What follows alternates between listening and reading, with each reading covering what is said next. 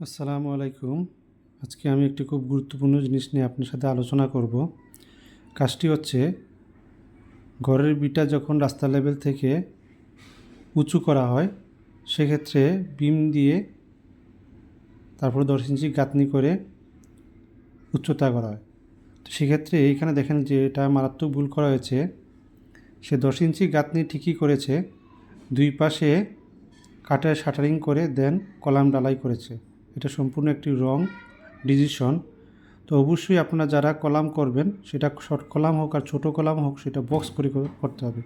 আর না হলে এরকম কলামের সাইজ ঠিক থাকবে না, কাভারিং কম বেশি থাকবে, পানি শোষণ করবে এবং ইট সিমেন্টের বাইন্ডিং ম্যাটেরিয়ালসটা সে চুষে নেবে। পরবর্তীতে এটা কলামটা দুর্বল হবে। তো ওকে যখন প্রশ্ন করা হলো, তো ও বলল, স্যার আমরা এরকমই করি, সব বিল্ডিংই এরকম করি, 100 বিল্ডিং সে এরকম কাজ করেছে। তাহলে বুঝেন যে এই লোক কী কাজ করে।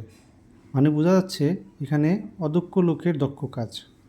তো কথায় আছে, অল্প বিদ্যা ভয়ঙ্কর।